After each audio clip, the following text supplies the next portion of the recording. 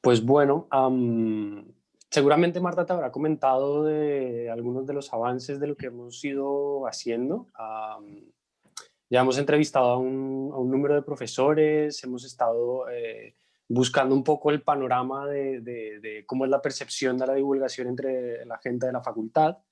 Y bueno, pues queríamos como un poco completar esa imagen con tu visión desde el rol en el que estás ahora y también pues que llevas circulando más tiempo con la facultad y que también has tenido otros roles, entonces tienes como varios puntos de perspectiva para contarnos cosas. Am, Hay como dos bloques grandes de temas que nos interesa saber, unos en relación con los estudiantes y cómo ellos se relacionan con el conocimiento científico, en particular como el estilo que tiene los Andes a diferencia de otras universidades. Y otro que tiene que ver ya más como con la visión que tienes tú de las ciencias y de cómo se tiene que hacer la divulgación para que tenga un efecto, básicamente, para que no sea como un montón de información complicada para todo el mundo y que llegue a buen puerto. Ok. Entonces, no sé, si quieres, podemos empezar para que nos cuentes un poco de tu percepción de la revista y los usos que le has visto en el tiempo. Vale, pues es decir, la revista se creó casi en el año más o menos 2000, por ahí, por esa época más o menos. Se inició básicamente con un carácter puramente divulgativo. Me acuerdo que las discusiones se volvieron gigantes para solamente poner el nombre de hipótesis. Eso se mezcló entre toda la gente y hasta que lograron ponerse de acuerdo y le pusieron hipótesis. Y comenzó a tener un carácter prácticamente divulgativo. Eso forzaba un poco a los profesores a escribir los artículos complicados de manera sencilla. Ese era básicamente el objetivo y así se mantuvo. Eh, Tuvo una época donde se sacaba periódicamente, pero lo armaban como un comité editorial armado por profesores, pero no se sentía como una apropiación de eso. Y la que lo coordinaba era una persona que, digamos que hacía los negocios con las editoriales, pero no conocía qué era ser editor de ese tipo de cosas. No tenía tampoco un bagaje científico. Era más Ujú. una técnica, digamos, del asunto. Después eso se cambió y colocamos a Marta Cepeda, que ella ya es bióloga, conoce un poco el lenguaje de las ciencias, entonces cuando ya la gente comienza a escribir, ya hay alguien que más o menos entiende de lo que se está hablando y tiene un rigor científico, entonces ahí que comenzó a evolucionar un poco más hipótesis, tratando de que siga con ese mismo carácter divulgativo. Pero eso yo lo que veía era que eso ya llegó como un tope, ¿sí? Ya es volver a mandar la revista a las mismas personas, y ahí fue donde dijimos, no, esto hay que darle como otro impulso. Ya está la base bien armada, el comité se está apropiando, se armó un reglamento del comité editorial, todo, ya se definieron cosas bien, entonces ya, digamos, esa base está bastante bien. Y ahora es pues mandarla de manera electrónica, ¿sí? Ujú. Para que haya más divulgación, no solamente a nivel de Colombia, sino en todas las regiones y en cualquier parte del mundo, ¿sí? Y ahí ya la gente se va a ver, creemos, más obligada a escribir mejor las cosas porque eso lo van a divulgar mucho más hacia afuera.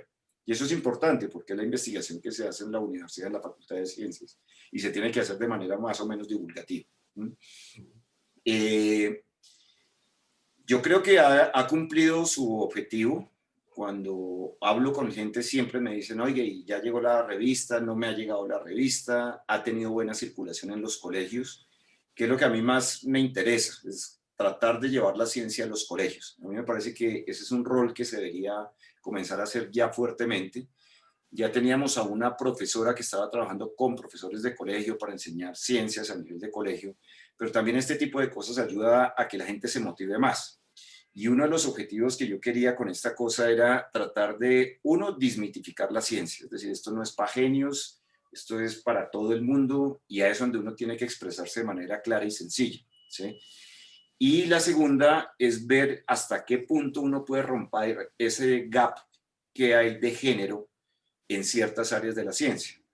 Por ejemplo, nosotros veíamos con Luis Aníbal y hay muchas revistas que dicen que hasta los 13, 14 años la gente le gusta la ciencia, independiente del género, pero a los 14 años, ¡pum!, se abre.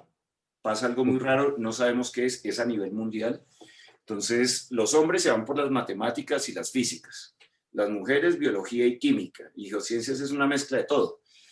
y siempre hay un gap muy grande en cada una de ellas. Entonces siempre es como la cuestión de que las matemáticas son solamente para los hombres, las mujeres no, entonces se crea ahí hay algo raro, no sé qué es lo que pasa, pero si uno lograra cerrar esa brecha desde pequeños, eso ayuda mucho, y hacer algo divulgativo, yo creo que esa es parte de cómo uno puede entrar en eso, ¿sí? Ese es uno de los objetivos que yo creo que debería cumplir Hipótesis, ¿sí? Tratar de llegar a los colegios, desmitificar la ciencia y que no haya esas barreras de género que hay en cualquiera de las 5 áreas de la ciencia. Entonces, yo veo así Hipótesis a futuro también. Ya tiene que evolucionar y que el lenguaje sea mucho más sencillo, mucho más articulado, ¿no? Y en cuanto un poco a la estructura organizacional de Hipótesis, digamos que hay obviamente cada tipo de revista y también a las dimensiones de lo que puede hacer una revista y la cantidad de versiones que puede sacar mensual, bimensual, semestral y demás, pues exige distintos tipos de equipos. En este momento el equipo que tiene la revista es una mezcla entre profesores y personas que cumplen otras funciones dentro de la misma facultad, además de trabajar para la revista.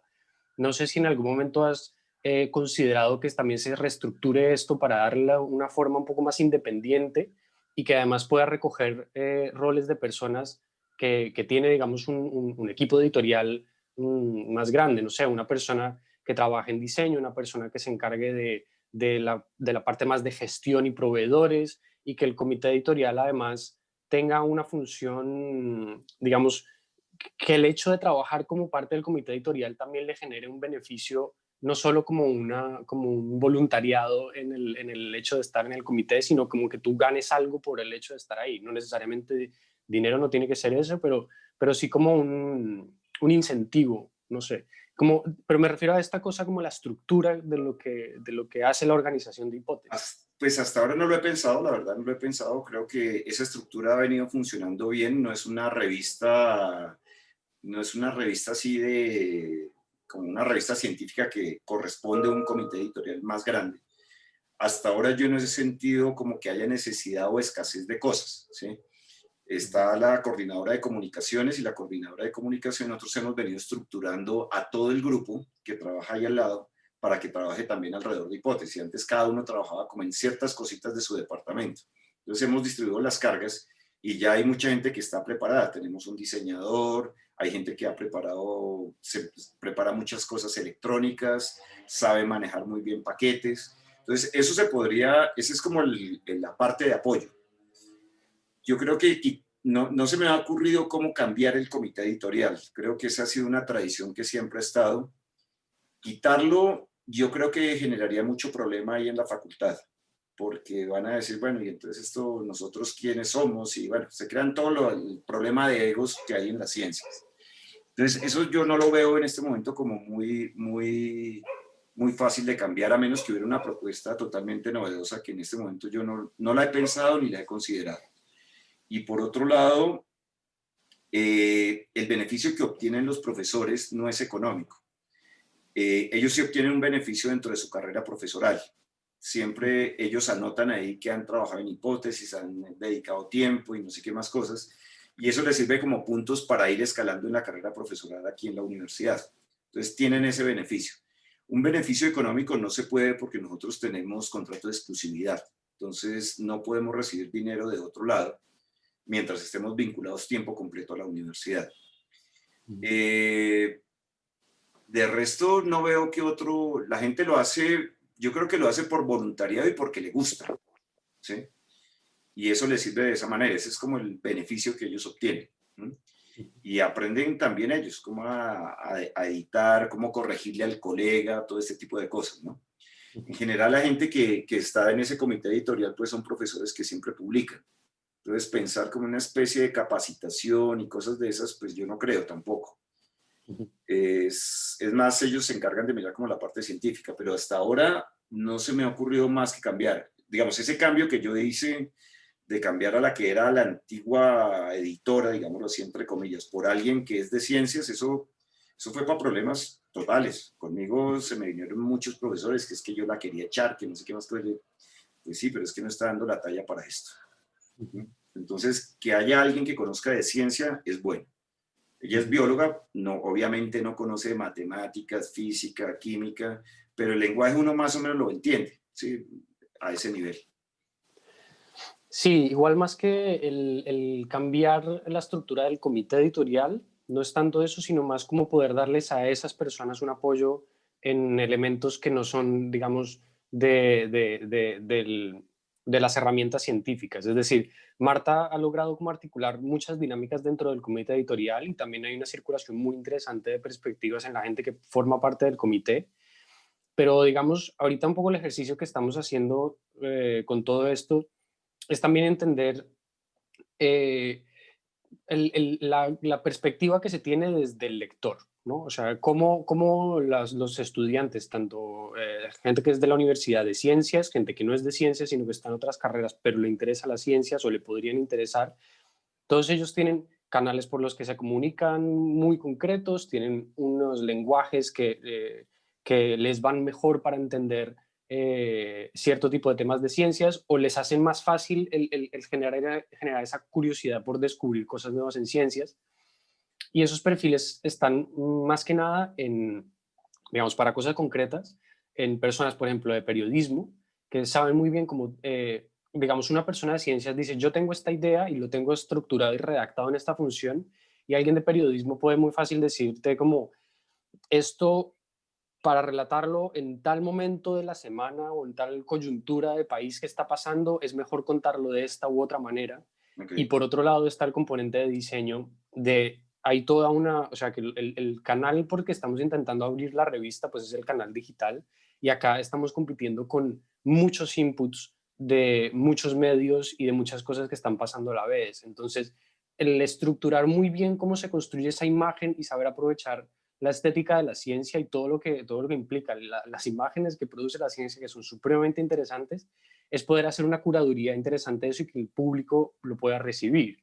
Entonces, actualmente no tenemos como una propuesta concreta de cómo se debería hacer, lo Okay. estamos recogiendo, pero digamos que un poco lo que también te quería preguntar al respecto de esto es cuáles son nuestras posibilidades de generar una interacción interdisciplinar con otras facultades y con otros departamentos. En particular, obviamente, claro, diseño eh, y también perspectivas que puedan ser complementarias a la ciencia, como temas de filosofía, con temas de contexto político, que también tiene que ver con muchas cosas que se pueden y no se pueden hacer en Colombia y que tienen que ver con nuestro contexto. Entonces nos interesaría un poco poder empezar a abrir ese terreno. ¿Tú cómo ves esta posibilidad? Hmm. Es decir, interactuar, por ejemplo, con la Facultad de Diseño estaría bien como para que nos dieran ideas de cómo mostrar mejor la revista, una nueva idea, pero meter cosas dentro de la revista, artículos que vengan de otra facultad de tipo ciencias sociales, donde hacen historia de la ciencia, cosas de esas, yo creo que, es decir, yo no le veo problema, ¿sí? Pero dentro de la facultad eso va a ser imposible, porque Hipótesis se volvió algo de la Facultad de Ciencias. Es el espacio donde los profesores publican, donde los estudiantes publican. Entonces, darle, como meter otra cosa ahí, yo creo que ellos lo verían más como, dicen, esto es una revista de la universidad, donde pueden confluir varios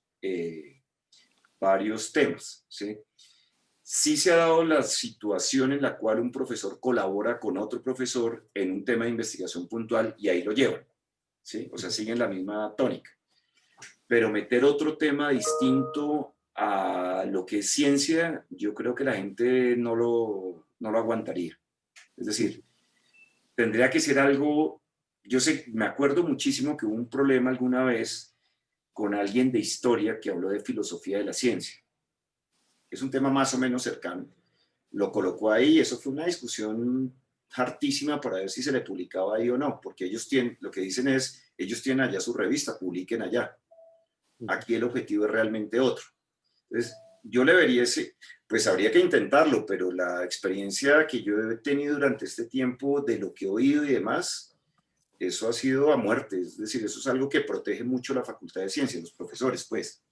Entonces, a menos que sea un tema donde haya trabajado alguien, yo me acuerdo que alguna vez se intentó con un profesor que fue de ciencias, de física, que publicó un artículo sobre la guerra en Irán, pero era el modelo matemático que él se inventó para describir por qué se daban todo este tipo de cosas, ¿sí? Entonces, ahí hay como una especie de interdisciplinariedad, pero siempre su raíz es la ciencia, ¿sí? Si a mí me llegan a decir cuál es, que venga alguien de, no sé, de ciencias sociales a hablarme del problema de Irán, no va a tener el mismo efecto. Dice, no, yo veo es esto, esto, esto, esto, ¿sí? Y lo cuenta. Mientras que este otro enfoque sobre el mismo tema era un modelo matemático para describir este tipo de cosas. Entonces, ahí es donde pueden haber ciertas interdisciplinariedades que son interesantes, pero todo enmarcado dentro del rigor de lo que es la ciencia, ¿sí? Por decirte algo, hay mucha gente que ve la filosofía de la ciencia como ciencia echando carreta. Entonces, Sí. eso no le sirve. Entonces, entrar ahí en ese terreno es desgastarse mucho, yo creo. Yo creo que no se podría ahora. Yo creo que Hipótesis sí debería fomentar el trabajo interdisciplinar dentro de la facultad. Es decir, que hubieran trabajos entre los cuales uno de física, uno de biología, uno de matemáticas se unen y sacan tal cosita, ¿sí? Eso sería genial. Y eso está dentro de una misma idea que yo venía fomentando ahí en la decanatura, que es el trabajo en los laboratorios, pero cooperativos. Los llamamos colaboratorios. En un mismo espacio está un físico, un químico, un biólogo y uno de geociencias, por ejemplo.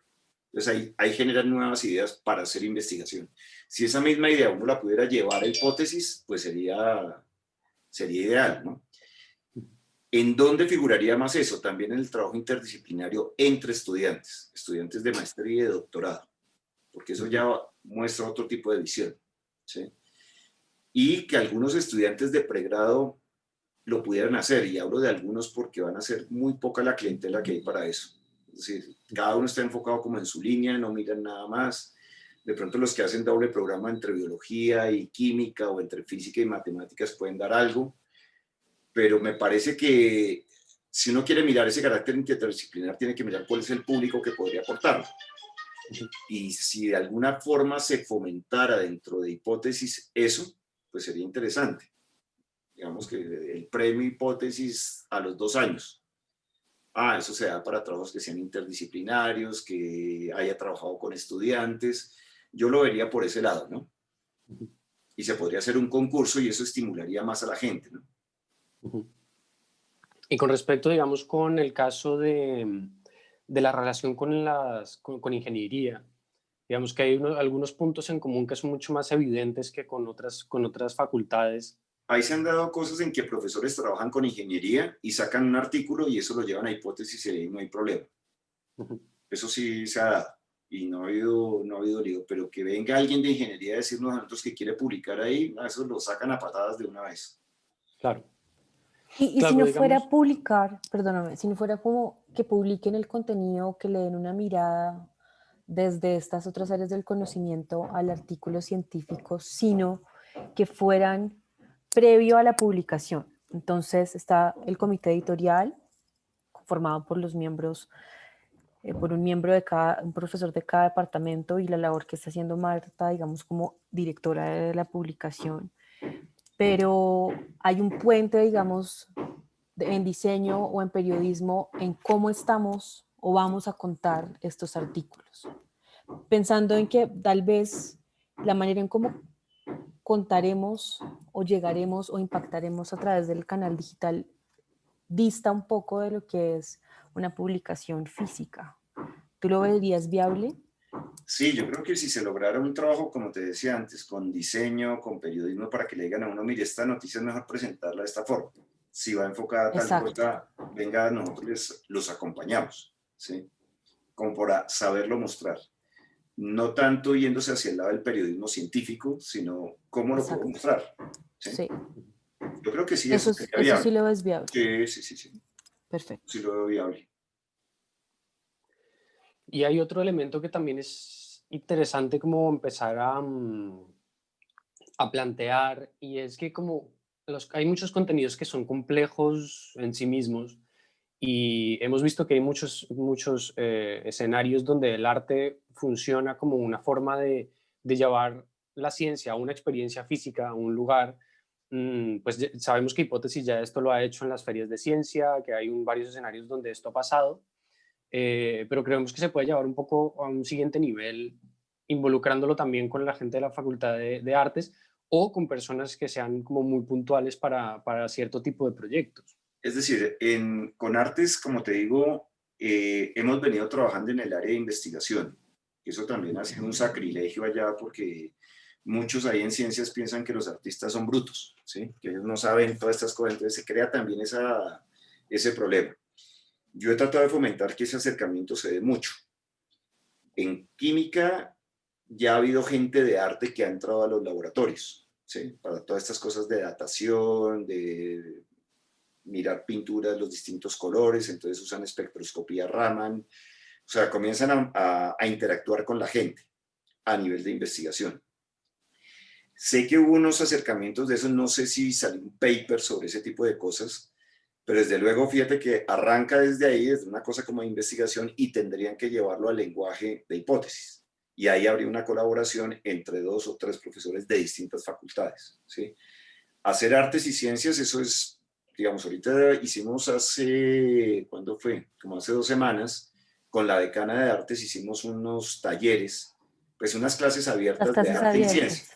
Exacto. Sí, los vimos. Entonces, eso por ahí me contaron y vi en las redes que eso fue, a todo el mundo le gustó, que querían que se hiciera una segunda sesión. Pues eso para uno es un camello grandísimo porque es comenzar a hablar lenguaje muy divulgativo, pero desde luego se ha dado y me parece que se debe dar. ¿Sí? Antes, históricamente, eran artes y ciencias. Siempre uno pensaba en artes y ciencias. Después que se abre la historia y cada uno coge por su lado y encima en ciencias, cada uno nos abrimos por nuestro lado. Entonces, volver a unir artes y ciencias es algo que sí se ha venido trabajando. Es más, hay espacios de laboratorios donde la gente va de artes allá a trabajar un rato, ¿sí? Y si hay una unión, y creo que también los estudiantes fomentaron mucho eso, de que se unieran chicos de artes, chicos de ciencias y bien. No, eso sería genial, eso sería genial. Pero arrancando desde una cosa donde hay una participación muy clara de ciencias, manteniendo ese rigor que supuestamente nos caracteriza para ver todas las cosas, ¿no? Y los artistas vienen allá también. Ellos tienen también su misma revista. Entonces, también uno podría decir, la cosa podría ser viceversa, ¿no? De que gente de ciencias trabajara allá en artes. Pero desde luego que sí, ese tipo de colaboración sí. No, como insisto, si nos llegan a decir de pronto que alguien de artes va a escribir un artículo propio del arte para llevarlo acá y no tiene nada que ver con ciencia, eso yo creo que no pasa en ese comité. No, es muy complicado, son muy recelosos de eso, ¿sí? A menos que existiera el artista que haya hecho algo de ciencia de verdad dentro de la facultad, diga, este trabajo fue hecho acá y lo llevamos a este escenario. Y, por ejemplo, ¿cómo ves tú, digamos, ya más como un nivel de tus intereses personales, los temas de ciencia ficción?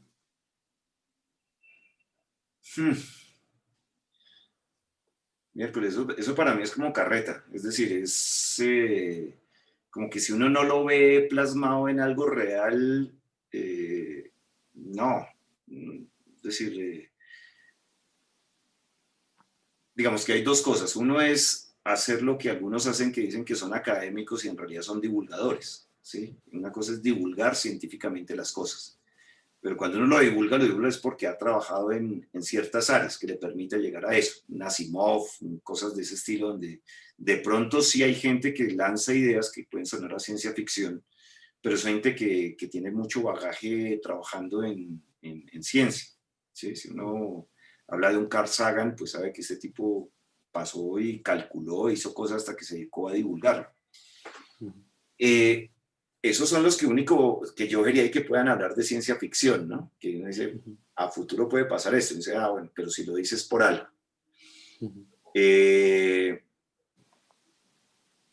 No sé, yo creo que eso no cabría mucho ahí. Desde mi punto de vista, si yo un artículo de ciencia ficción no me lo trago. Lo veo más como por diversión. Que uno usara la filosofía de la ciencia ficción, por ejemplo, para transmitir cosas reales y que le llegaran a los colegios, eso sería genial. ¿Sí? Entonces, puede que suene a ciencia ficción, los chinos no distinguen mucho de eso, pero uno se lo muestra como ese estilo que se hace de ciencia ficción, de ciencia real, pero para que llegara a los colegios yo creo que sería un mecanismo para acercarse a los pelados allá para que entiendan qué es hacer ciencia, ¿no? Claro, es que precisamente uno de los retos más complicados que estamos viendo es la gama de públicos a la que apunta Hipótesis es supremamente amplio. O sea, tenemos esto, los chicos de colegio son un público que tienen que necesitan un lenguaje muy concreto y muy, digamos, relajado hasta cierto punto, es decir, que no se pierda el rigor, pero que tampoco sea imposible de Exacto. acceder para ellos.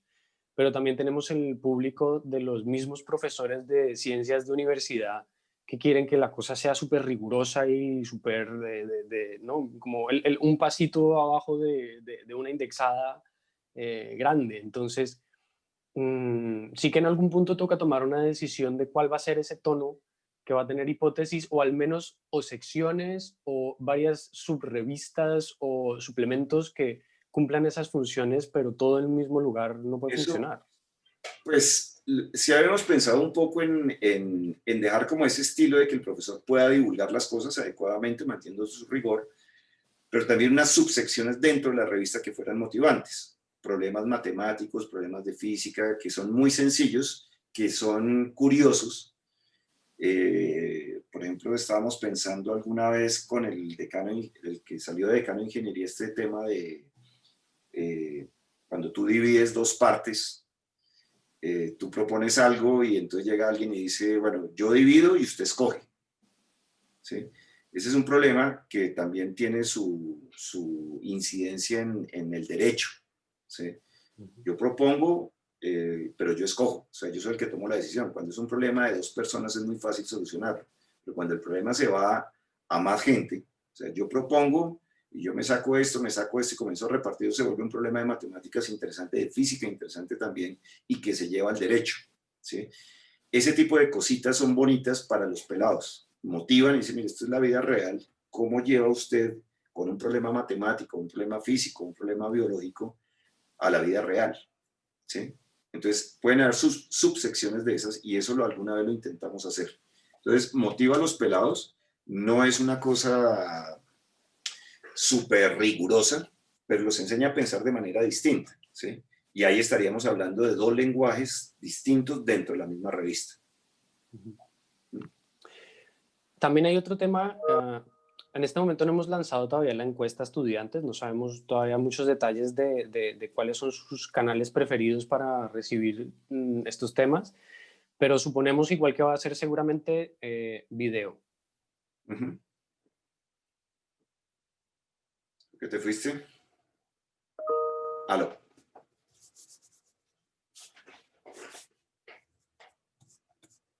Aló.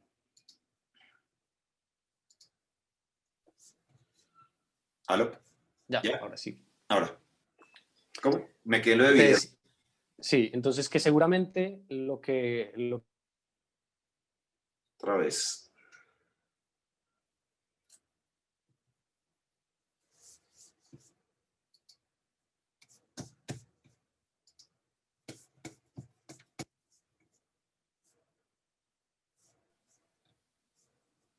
Otra vez se fue.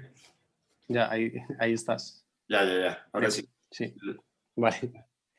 Que básicamente nuestra idea en este momento es que seguramente aparecerá que el formato de video es una cosa que la gente va a preferir.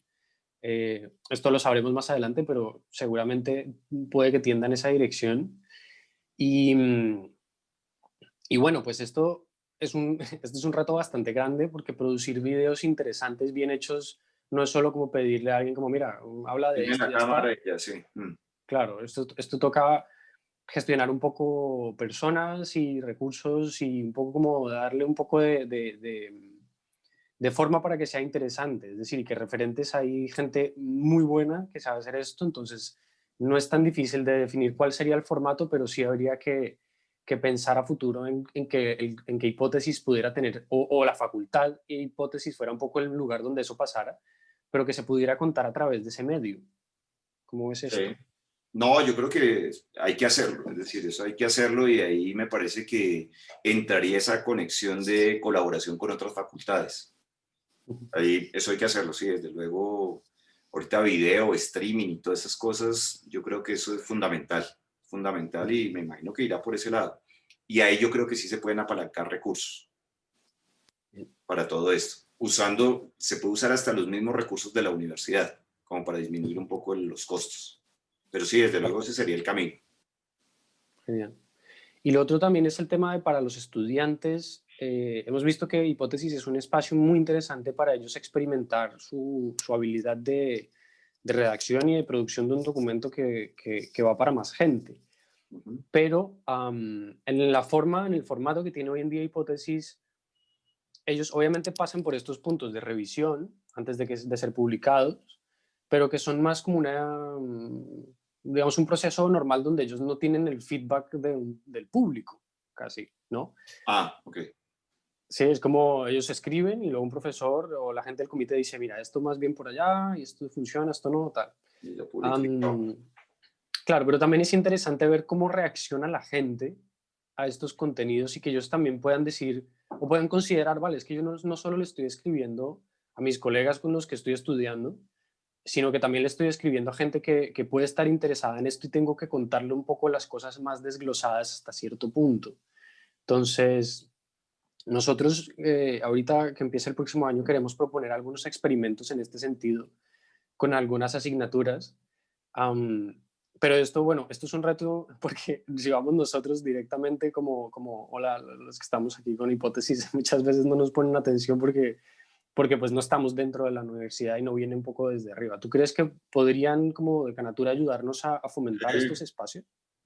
Sí, desde luego que sí. Y nosotros teníamos como una especie de medición y era cuántas veces la gente entraba a ver la revista. Pero ya entrar a mirar el impacto de un paper, de un artículo, eso nunca, ni sé cómo hacerlo en realidad. Me parece que ese feedback es importante. Es decir, eso no solamente, como siempre digo, cuando estamos trabajando allí, ¿no? Nos damos palmaditas en el hombro y decimos qué bueno que somos, pero nunca oímos qué es lo que nos dicen desde afuera realmente. Y me parece que eso sí sería importante. ¿Cómo hacerlo? No tengo ni idea, pero yo creo que es importantísimo para ver ese feedback que tenemos de gente de fuera. No, sí, importantísimo y eso hay que hacerlo. ¿Cómo? No lo sé. Ya, bueno, hay muchas, según lo que uno esté buscando, hay varias maneras que ya Okay. les iremos mostrando más adelante como lo que Vale, vale, pensamos vale, que vale, podría vale. hacerse. Muy bien. Y lo otro también era, ¿dónde ves tú que está ubicada Hipótesis frente a otras publicaciones de ciencia de otras universidades? ¿Y dónde debería estar también a futuro? Pues yo creo que, es decir, sé que la Universidad Nacional tiene algo de una revista que publican, creo que se llamaba Momento o algo así, y publicaban cosas así medio divulgativas, pero creo que Hipótesis en este momento me parece que es la revista que más divulgación se hace a nivel nacional y que tiene más impacto. Lo que pasa es que nosotros por recursos solamente llegábamos a ciertos colegios y cosas de ese estilo. Debería ser una divulgación más alta, ¿no? Y la periodicidad que se tuviera de cada 2 meses, la gente va a estar pendiente siempre cuando sale Hipótesis. Que debería estar en el primer lugar de divulgación científica, desde luego, allá tiene que estar. Pero siempre pues respaldada por gente científica, ¿sí?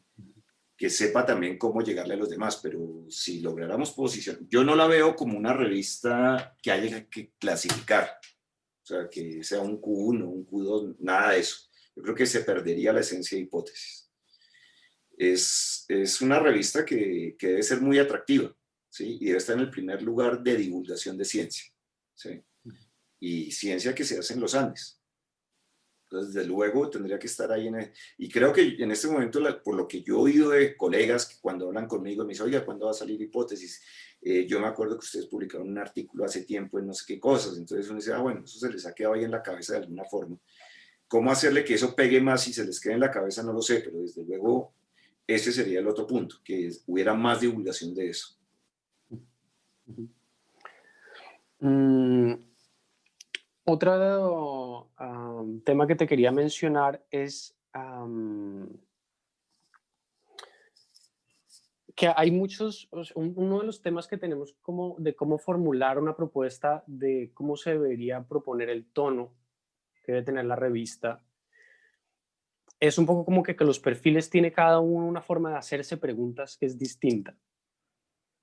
Es decir, si tú estás o estudias arte o estudias diseño o estás en el colegio y tiendes en esas direcciones, tienes una forma de hacerte esas preguntas, ¿sí? Como el que le gustaba las matemáticas ya se preguntaba un poco las cosas por una vía distinta al que uno veía que tenía una intención de estudiar arte alguna vez. Una de las cosas que queríamos un poco como experimentar y que también no sé si de pronto tú sabes que si alguien ha tratado con esto es a cruzar esas dos cosas, decirle a gente de ciencias, a los mismos profesores, por ejemplo, que se lo pregunten en los términos en los que se lo preguntaría a alguien desde artes y viceversa. Si tú haces artes y te preguntas una cosa en los términos y en los métodos que se hace la ciencia, esto produce ciertas respuestas que son muy interesantes porque también lo que hace falta es entender el mecanismo del otro, de cómo conoce algo nuevo. Entonces, esto que mencionabas de las reticencias entre grupos de un departamento con grupos del otro, y esto es porque el mecanismo es lo que no se entiende cómo llegas a un tema. Y esto es una cosa que quisiéramos probar, pues poner a prueba. Sí, es decir, desde luego hay que enfrentarse, mejor dicho, yo creo que cuando uno quiere innovar realmente algo aquí en ciencias, se va a ganar todos los enemigos del mundo, porque es romper ciertas tradiciones. Yo soy muy partidario de lo que se viene haciendo, que se siga haciendo bien, y si se puede mejorar, ya está, pero no acabar, ¿sí? Podría llegar a crearse esa sensación de que se llegó de otra manera y me están quitando todo esto. Habría que saberse aproximar a la pregunta, ¿sí? A mí me gusta, y lo viví mucho ahora que hicimos esta semana de clases abiertas con ciencias y artes. Pues yo le explicaba a la decana de artes que era un eje X y un eje Y y era un gallo completo, ¿sí? Y no es porque fuera bruta, sino porque hace mucho tiempo no veía que era un eje X y un eje Y. Y vaya, explíquele unas fórmulas complicadas, pues es una forma de ver las cosas distintas. Y la forma en que ella se acercaba a eso me ponía a pensar, pues, bueno, ahora yo cómo hago para explicar esto, ¿sí? Es decir, ¿cómo se lo explico a alguien de artes que no sabe lo más fundamental que es el eje X y Y, sino que toca recordárselo para que medio lo entienda, ¿sí? Y lo mismo me pasaba en dirección opuesta. Yo preguntaba algo y yo decía, mire, aquí sí hay una diferencia muy clara. En ciencias, cuando uno va a publicar algo, uno nunca dice esto es bonito, esto es hermoso, esto es no sé qué, porque eso es muy subjetivo. Uno tiene que decir esto, la belleza de la fórmula está en esto, que es corta, ¡pa! Se acabó. Pero cuando lo ve el artista dice, no, esto yo lo puedo ver así, lo puedo ver de otra forma, lo puedo ver de tal manera, y pone uno 4 artistas y 4 cosas distintas. La subjetividad dentro de ellos es muy normal que exista, ¿sí? Y está bien. En el caso nuestro no hay nada subjetivo, es decir, o es o no es. Entonces ahí es donde yo creo que entraría ese problema. Que alguien lo quiera ver de otra manera, chévere, me parecería interesante hacer unas preguntas hechas de otra manera. ¿Cómo hacerlo y entrar dentro de los profesores de la Facultad de Ciencias para que eso se pueda hacer? No sabría cómo hacerlo. Sería interesante verlo. Me parece chévere. Básicamente volver a Da Vinci, ¿no? Es la filosofía que él tenía y recordar cómo lo hacía, pues desde luego que muy bien. Porque digamos esto que dices de la belleza de esa ecuación, del hecho de que sea sencilla, igual cuando tú estás estudiando los temas que a ti te interesan, hay algo que te está permitiendo a ti decidir que eso es más relevante que otra cosa, que quieres ir por esa dirección, que qué crees que es. O sea, obviamente está el elemento objetivo de decir, pues esto es valioso por cómo lo estoy, digamos, eh, Abordando. como analizando y organizando, pero ¿qué es ese elemento que hace que tú te intereses por ese tema en concreto y seguirlo navegando por ahí? Pues yo creo ¿No que la crees que es un poco una curiosidad, belleza en alguno de esos puntos del fenómeno en sí? sí, es la curiosidad. Usualmente, digamos dentro del área mía, lo que yo hago, lograr explicar un experimento con una teoría, eso me parece interesante. ¿sí? Así yo no sepa apretar la tuerca ni sepa cómo fue que hicieron el experimento, pero ahí está el resultado. Entonces uno lee la gráfica, lee muchas cosas y dice, bueno, esto puede ser esto, y entonces comienza uno a armar la teoría que explique el experimento. Entonces eso me motiva, digamos, a mí, ese es un objetivo muy claro. De ahí llegar a algo que uno dice, mire, con una fórmula sencillita yo le puedo decir a un experimental cómo puede manejar esto, ¿sí? No tiene que hacerse toda la teoría la hago yo, pero llegar a algo sencillo, que la gente lo entienda y que uno lo pueda leer en una fórmula, eso se me hace bonito. Que leer una fórmula no es decir F igual a M por A, todos sabemos leer eso, es cómo yo interpreto esa fórmula de algo supremamente complicado que uno se arma, llegar a lo sencillo.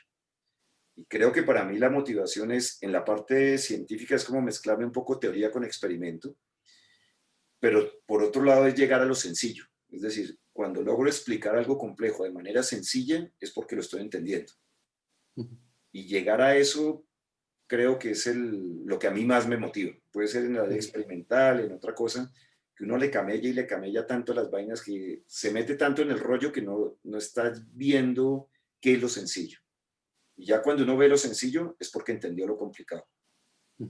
Y eso es lo que a mí me motiva, por ejemplo. Como científico me interesa explicar cosas complicadas de manera sencilla, ¿sí? Y no darle tanto vueltas. Son discusiones que a veces yo tenía con los matemáticos, que cuando hay un problema dicen, sí, la solución existe.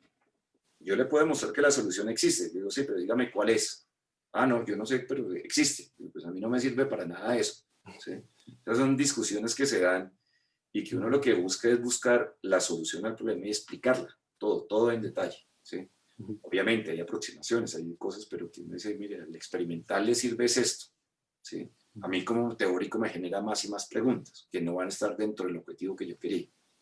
Pero si el objetivo era explicar un experimento, es explicarlo de manera sencilla y que todo el mundo lo pueda entender, a nivel de investigación.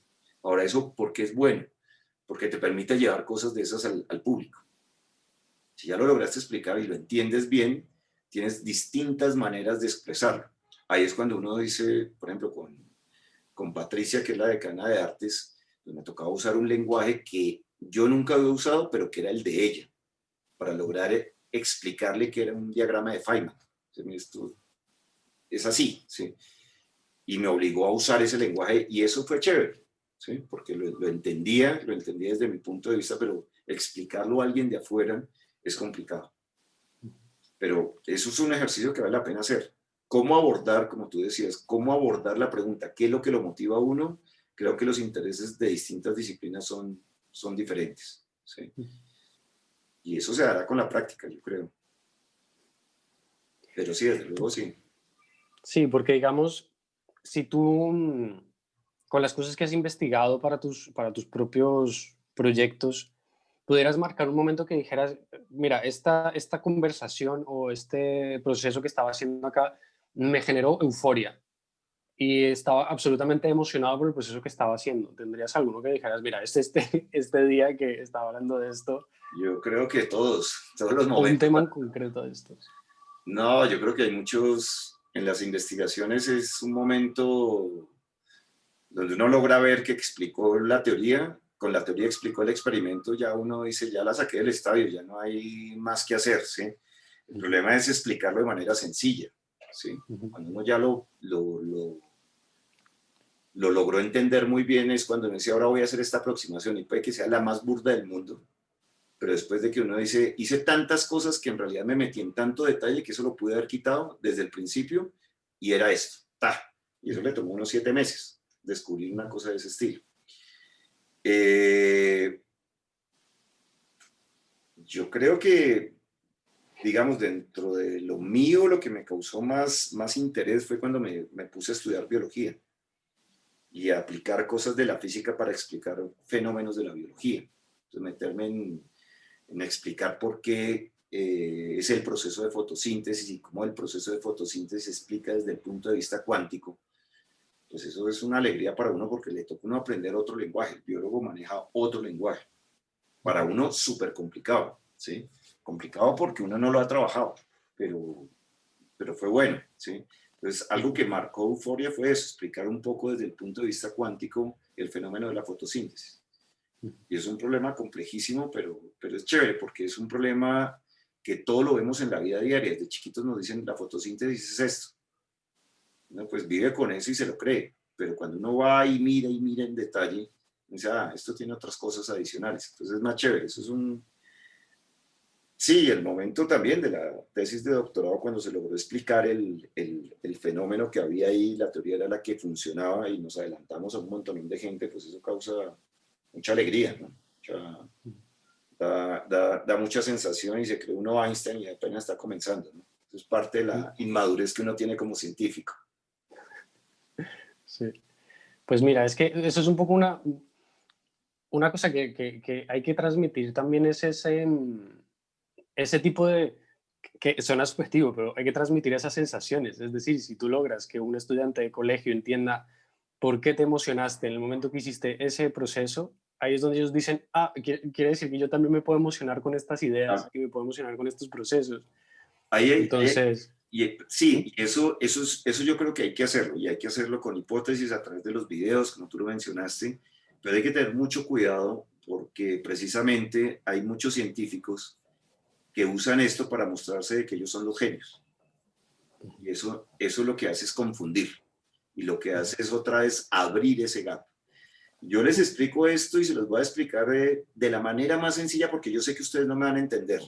Ya ahí la embarramos. Es decir, ya uno dice, ahí estamos mal. Ya estoy mandando un mensaje que yo soy muy inteligente y ustedes una mano de brutos. Y eso abunda mucho en algunos científicos. Yo creo que mucho científico que es muy joven y cosas de esas que hasta ahora cree que es el Einstein, caen en eso. Y lo que hace es contribuir precisamente a que la ciencia la vean como algo, mejor dicho, que eso es para los más inteligentes. Y eso es lo que hay que cortar. Entonces, hacer eso me parece súper interesante, pero tiene ese peligro que uno ve día a día. Yo lo veo siempre, todos los días. Entonces, claro, eso es impactante, sí suena, pero cuando te lo dice alguien, dice, no, y es que yo era el único en el mundo que trabajaba en esto. Inmediatamente todos los pelados abren los ojos, lo aplauden y él se le sube el ego. Y ahí siguen subiendo el ego y el otro el otro se lo cree de que es inteligente y los otros se creen que son brutos. Entonces ahí sí la hemos embarrado por todos los lados. claro, claro. Hay que tener mucho cuidado con eso. Sí. Sí, pero lo digo más como un poco, por ejemplo, alguien como Richard Feynman, que dices, vale, pues obviamente es el primero que nombras porque también es famoso y le gustaba un poco su rol de ser famoso y demás. Pero igual la forma como él explicaba las cosas también hacía que tú te sintieras un poco, que dirías como, ¿yo por qué estoy entendiendo esto? O sea, ¿no? ¿Cómo hizo para podérmelo transmitir de esa manera? Entonces ese efecto es una cosa que sería muy interesante que pasara. Claro. No, es decir, pues cuando uno lo mira en Feynman, pues eso es un caso límite, ¿no? Eso es una excepción ahí a la regla. Que toda la gente quisiera hacer eso, estaría muy bien. Nosotros no vamos a hacer Feynman nunca, ¿sí? Pero que se lograra hacer eso me parece genial, es decir, que lo transmita adecuadamente, que llegue a los pelados, eso es chévere, ¿sí? Y uno lo vive mucho, también ahí hay un tema social fuerte, ¿no? Yo estuve hace como unos 3 años en un colegio en el sur de Bogotá, donde entrar allá tocaba entrar con la gente que conocía la zona, porque si no lo cogen y lo atracan a uno allá. Pero tú entrabas y el colegio era impecable, es decir, todos los pelados estudiando allá muy ordenados, los salones bien, todo colocado perfecto. ¿Y qué? Creo que se fueron. ¿Me oyen?